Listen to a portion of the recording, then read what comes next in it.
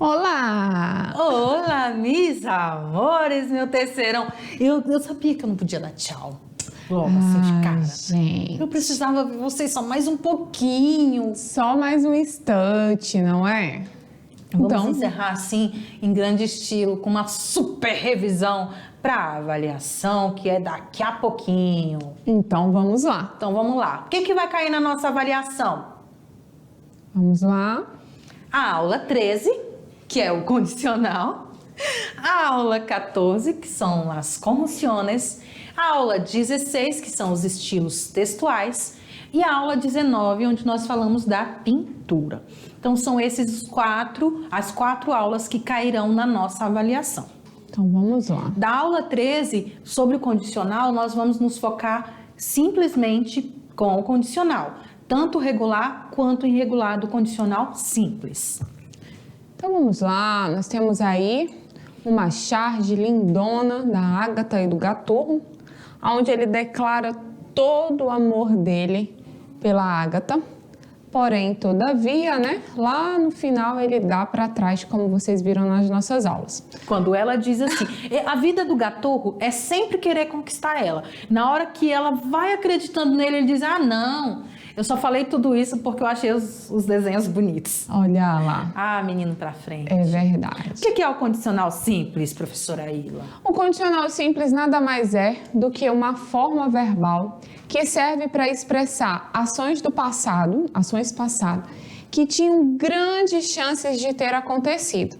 Porém, elas servem para pedir coisas de forma educada ou ainda para expressar desejos. Nós não podemos confundir o condicional simples ou composto, regular ou irregular, com o modo subjuntivo, que é o das possibilidades. Mas ele é uma forma verbal dentro do subjuntivo. E ele tem uma particularidade, porque as suas desinências, elas são utilizadas nas três conjugações, na primeira, na segunda e na terceira conjugação. A mudança que nós vamos ver já nos verbos irregulares é no seu radical, porque nos verbos regulares a desinência não muda, bem como o seu radical não. O verbo fica no infinitivo e a gente vai lá e acrescenta essas terminações, certinho? Nós usamos o condicional simples em algumas situações. Nós usamos para convites, para pedir algo de forma educada, para expressar um desejo, para fazer uma sugestão ou para expressar uma hipótese ou probabilidade. Isso. E ainda... Essas expressões, elas são usadas para... Expressar ações também. Sim, expressões são usadas para expressar ações passadas. Ah, é verdade. É, professora. Que tinha chance de ter acontecido. Pedir coisas educadamente e expressar um desejo. Agora sim, vamos lá para as terminações. Para os verbos regulares, como nós dissemos aí para vocês, a gente vai acrescentar somente as terminações, aí essas desinências, que é o ia e em diante, ao infinitivo do verbo. Vocês não vão ter que tirar o AR, o R e o não. R. Vocês vão pegar o verbo do jeitinho que nós demos ou que é dado para você. Do jeitinho que ele é, no seu infinitivo, sem tirar nada. Você só vai acrescentar, tá bom? Isso mesmo. Ia, ias, ia, íamos, ias e ia. A mesma coisa vai acontecer com o ER e o IR. E com os verbos irregulares, o que vai acontecer é a mudança que nós temos ali no próprio radical do verbo. E são verbos específicos, como vocês estão vendo, como vocês viram também ali na nossa aula, que é o tener, venir, poner, poder, e assim por diante.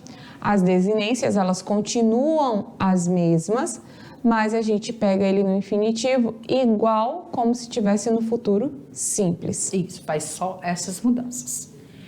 Também vai cair na nossa prova as conjunções da aula 14. Da aula 14 a gente vai pedir para vocês as conjunções e também o uso das preposições. Então vamos lá. As conjunções em espanhol constituem uma classe de palavras invariáveis. Sua função é unir os vocábulos semelhantes ou orações, estabelecendo uma relação hierárquica e interdependente. O que acontece? Em língua portuguesa, nós temos as orações coordenadas e subordinadas, que em espanhol são as coordinantes e as subordinantes. Quando essas orações ou as coordinantes, elas vão interligar os termos de igual valor. Já as subordinantes, elas vão interligar, mas elas têm uma relação de dependência. Quando a oração depende de uma da outra. Isso. Uma é a oração principal e a outra é a subordinada a ela. É que sem ela, sem a oração principal, ela não faria sentido. E também, além da classificação das conjunções, é necessário que a gente aprenda como o sentido da frase pode mudar, dependendo do tempo verbal com a qual são empregadas, principalmente quando se trata do modo subjuntivo, que ele é usado muito em espanhol. Haz la tarea a fim de que saques una buena nota. Então, nós temos aí, de novo, uma oração subordinada. As conjunções coordinantes, elas, como a gente já falou, elas vão estabelecer uma relação de ligação. Elas vão ligar a unidade equivalente do ponto de vista sintático. Elas vão ser unidas por preposições. E essas preposições são as conjunções. Ou preposições coordenadas. Ou ainda orações compostas por coordenação. Então, a gente pode chamar de orações coordenadas, preposições coordenadas, que são o nome das preposições, ou orações compostas por coordenação. Essas conjunções são classificadas em coordinantes, coordinantes e subordinantes. Não, as conjunções coordinantes são as consecutivas. Tem uma aí que está intrusa. Ah, tá. É as distributivas. Eu acho que é... Distributivas. Não, já te digo qual é. É distributiva. Não é? Não, amiga. Nós temos as copulativas. Certo. As disjuntivas. As explicativas. As adversativas. E as explicativas. E as distributivas. Ah, então as explicativas são as que estão fora. Não, tem explicativa também. Professora Tainá. Então tá, vamos lá. Vamos. São a copulativa... Ah, tá. A intrusa é a consecutiva. Nós temos as copulativas, as adversativas, as disjuntivas, as explicativas e as distributivas. Acontece, gente, acontece. Olha aqui, pra gente comprovar. Copulativas, disjuntivas, adversativas, distributivas e explicativas. Acontece. As copulativas, elas vão unir significados. Da ideia de soma. As disjuntivas vão apresentar duas ideias opostas que se excluem. Como se fossem as alternativas da língua portuguesa. Isso. As adversativas, elas são conjunções que vão promover a correção ou a matização entre elementos. Mais especificamente, a segunda oração unida com a conjunção vai corrigir algo que foi dito na primeira. Ou seja, elas dão a ideia de adversidade. Isso. As distributivas indicam uma alternância ou escolha. Elas sempre vêm em parezinhos e que vão fazer essa intenção, essa indicação de alternar.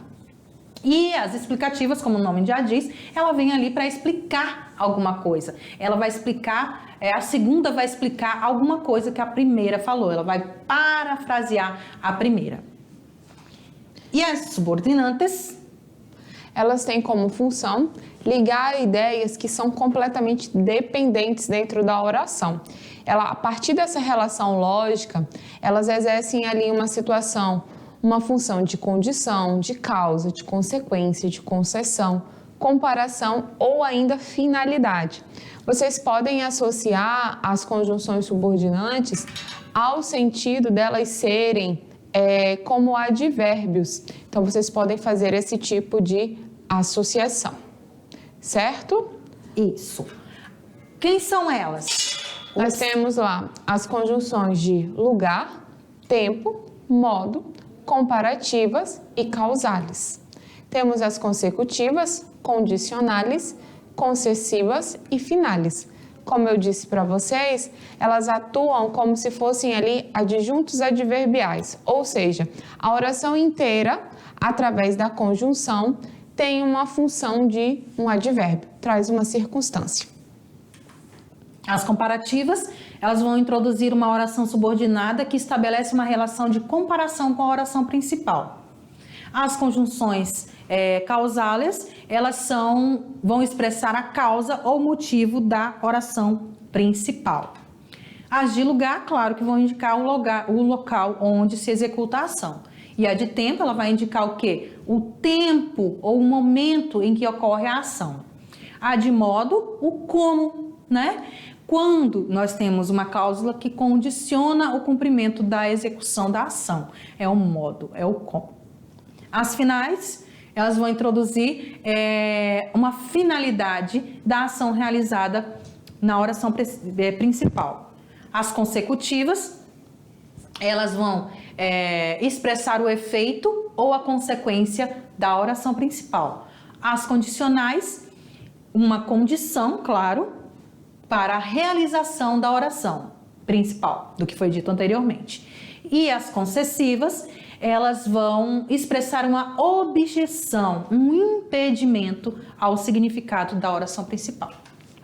Nós também estudamos os usos das preposições, então nós vimos que nós temos várias preposições. E que elas têm a função de ligar palavras, diferente das orações, diferente das conjunções que ligam orações. Cada uma dessas preposições, como vocês viram, elas ligam as palavras dentro da própria oração.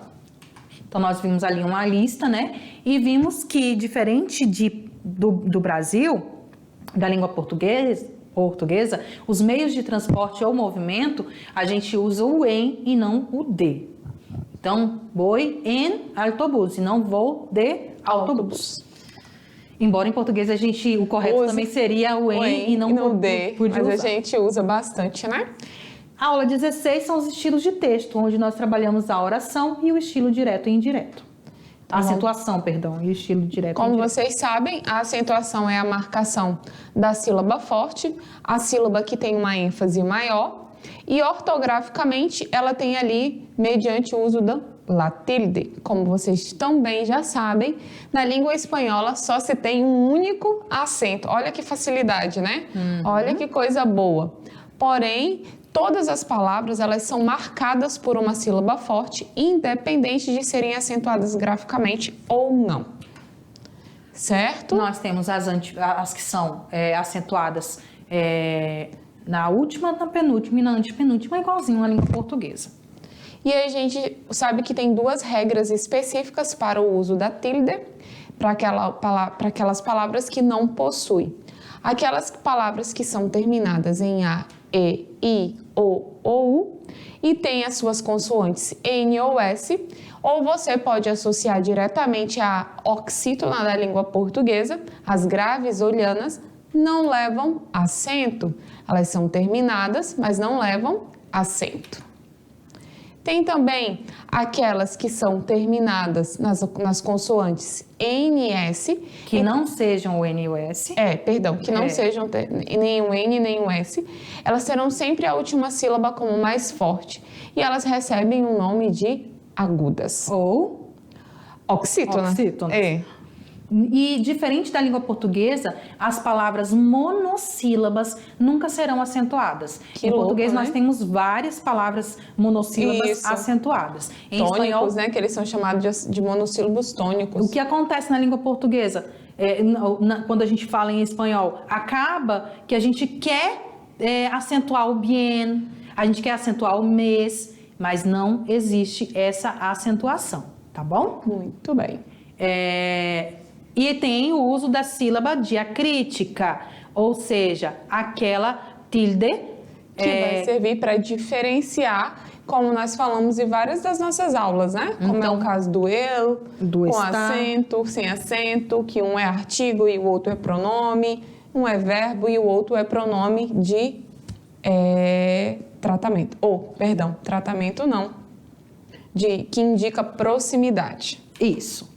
Nós vimos, então, vimos um quadrinho com todas essas regrinhas que a gente falou. Certo. Também trabalhamos o estilo direto e indireto. E vimos que o estilo direto é quando o falante reproduz textualmente uma mensagem. E o estilo indireto é quando ele reproduz a mesma mensagem, só que com algumas mudanças, certo? Isso. Então, se resumindo, o direto é quando eu vou falar e escrever exatamente o que a pessoa falou. Se ela falou com gíria, se ela falou com erro de português, não importa, é daquele jeitinho. Mesmo. Já o indireto, não. Eu vou já indicar o que foi que a pessoa falou, mas eu vou falar com as minhas palavras. Isso mesmo. Por exemplo, Sandra ha dicho, tenho um problema. Estilo direto, disse exatamente como ela falou, sem mudar. Não se muda a pronúncia, não se muda a escrita, não se muda nada. Sandra ha dicho que Camila tinha um problema. Estilo indireto, quando há uma modificação na forma de falar, mas não no texto e nem na estrutura. Então, nós vimos que nós temos os nexos, as mudanças em tempo verbal e todos esses tipos de mudança do estilo direto para o indireto.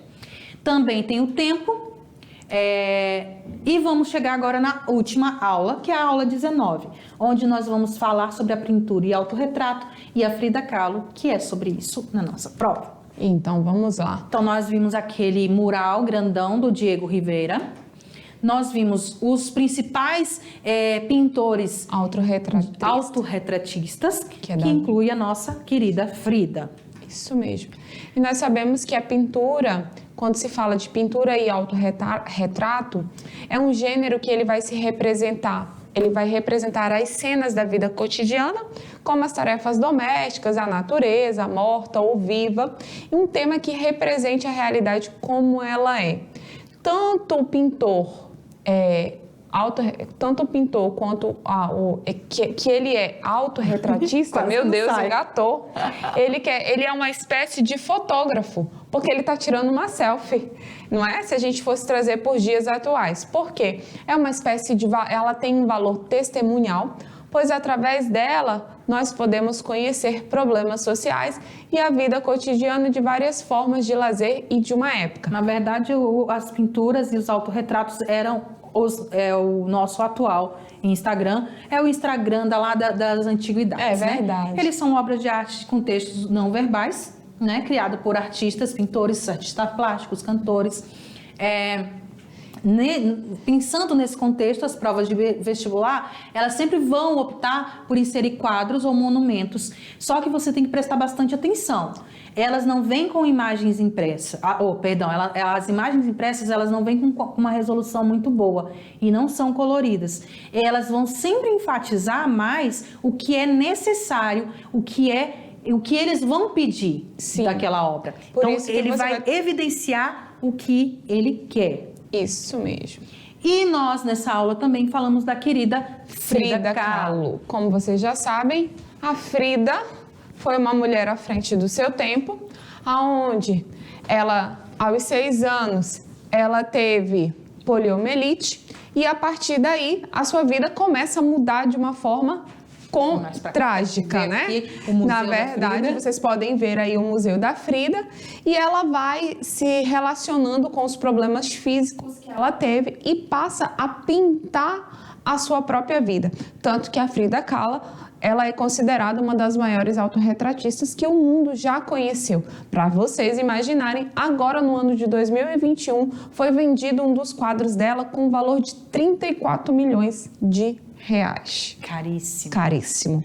Então, certo? Galerinha, chegamos ao final da nossa revisão. Muito bem. É uma boa prova para vocês, bons estudos, se concentrem. E se tiver dúvidas, manda aqui que a gente responde com todo prazer. E façam com calma, tá bom? Tá bom. Um beijo no coração de vocês e hasta boa a prova. Tchau, tchau.